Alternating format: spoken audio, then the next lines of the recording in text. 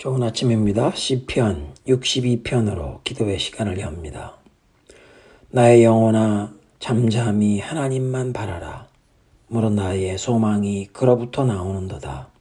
오직 그만이 나의 반석이시요 나의 구원이시요 나의 요새이시니 내가 흔들리지 아니하리로다.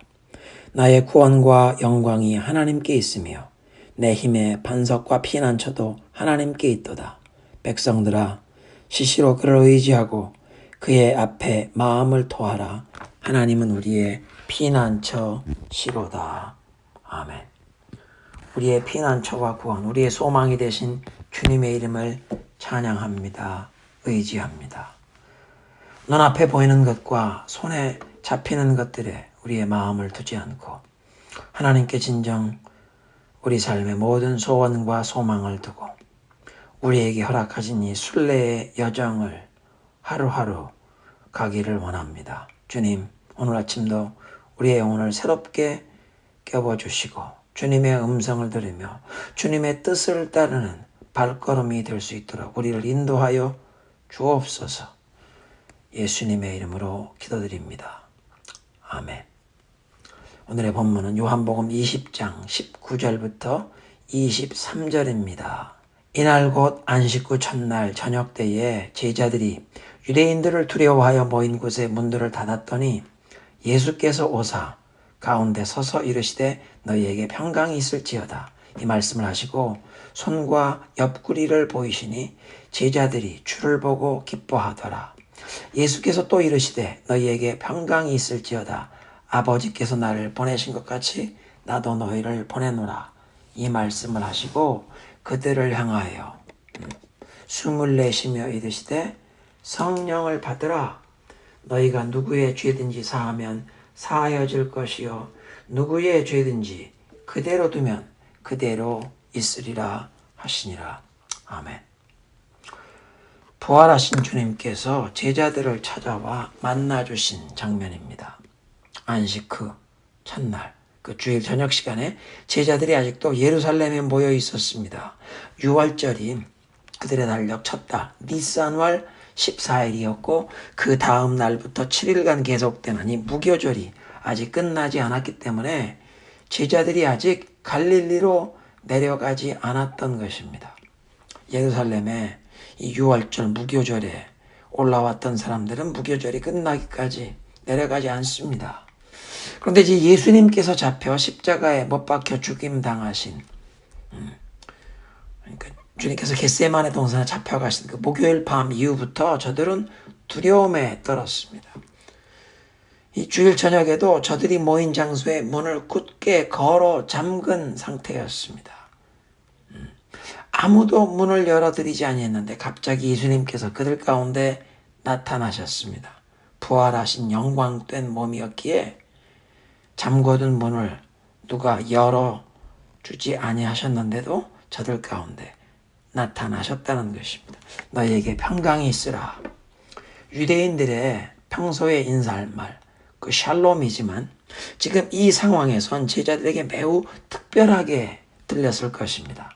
자기들이 모두 겟세마네 동산에서 주님을 버리고 자기만 살겠다고 도망쳤는데 부활하신 주님께서 지금 처음 자기들에게 찾아오셨는데 자기들의 잘못을 책망하시지 않고 호통을 치신 게 아니라 평강을 선포하시는 것이 저들의 마음에 특별히 반갑게 큰 위로로 와 닿았을 것입니다. 20절에 주님께서 양손과 옆구리를 제자들에게 보여주십니다. 그 유대인들의 관습에 그 법정에서는 어떤 피해자는 자기의 상처를 보여주는 상처를 그 피해 증거로 보여주는 그런 법정 예가 있었는데 지금 예수님께서 양손과 옆구리에 그 십자가에 3일 전에 십자가에 못 박혔던 그 상처를 보여주면서 나사렛 예수이심을 지금 확인시켜 주시는 겁니다. 정말 나다. 내가 유령이 아니라 이렇게 몸을 가진 나야 나. 십자가 순환의 흔적이 여기 있다. 제자들에게 그렇게 말씀하시는 것 같습니다. 지금 그 자리에 의심하던 도마와 주님을 배신하고 자살한 가룟 유다가 빠져 있었지만 10명의 제자뿐 아니라 갈릴리에서 함께 온 여인들도 있었을 것입니다. 그들에게 이 십자가 순환의 흔적을 보여주신 것입니다. 21절에 다시 한번 주님께서 저들에게 평강을 선포하셨습니다.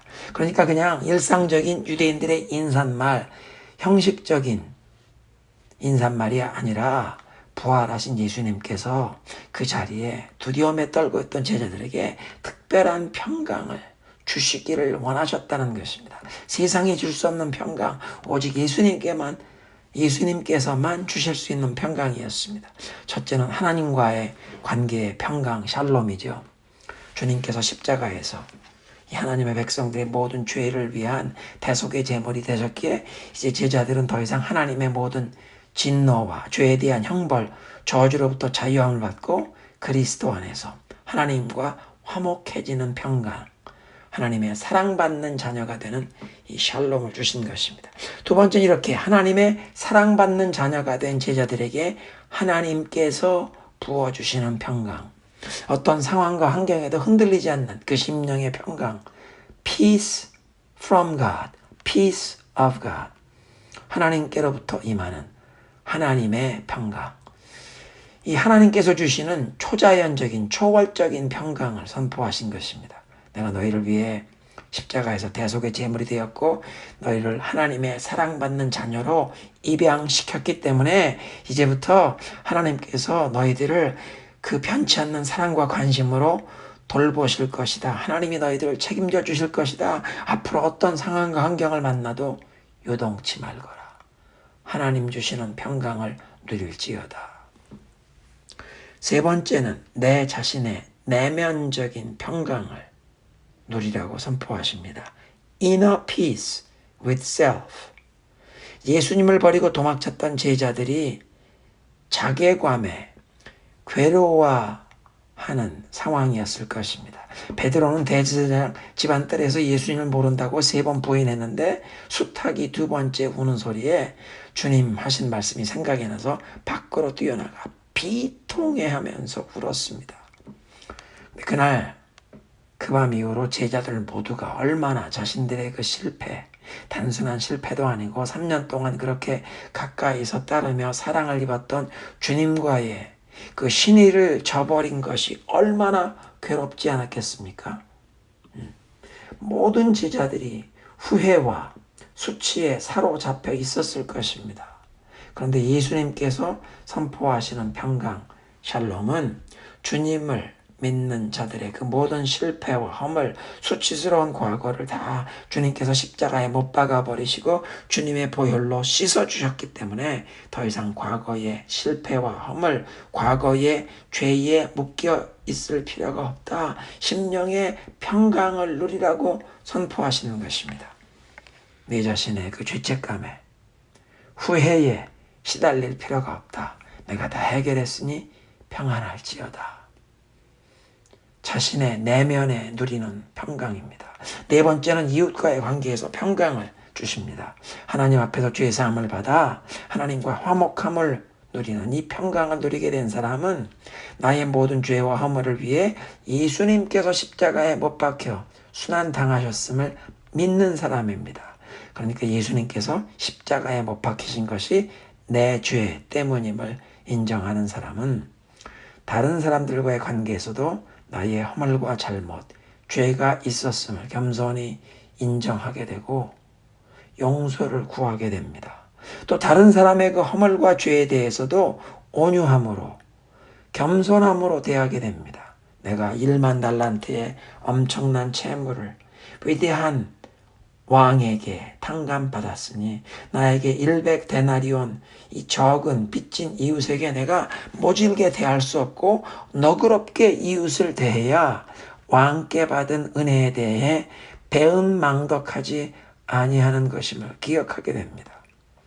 그러니까 이런 마음 자세를 품은 사람은 대인관계에 평강을 추구하는 사람이 됩니다.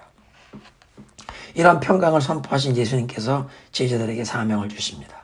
아버지께서 나를 보내신 것 같이 나도 너희를 보내노라. 미션을 주시는 것입니다.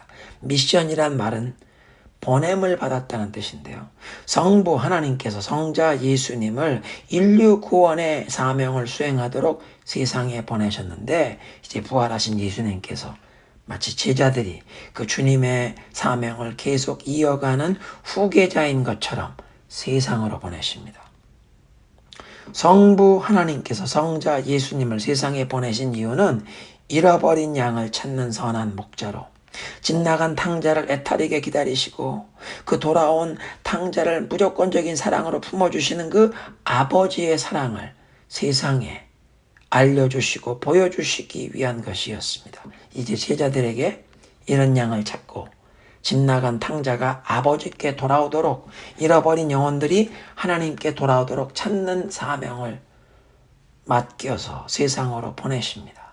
마태복음 28장 그 18절부터 20절까지 있는 그 지상대 위임령을 사도 요한은 이 한 구절로 짧게 요약해서 기록한 것입니다. 아버지께서 나를 보내신 것처럼 나도 너희를 보낸다. 그리고 이 사명을 감당할 권세와 능력을 공급하시는 선언을 하십니다. 22절에 그들을 향하사 숨을 내쉬며 이르시되 성령을 받으라.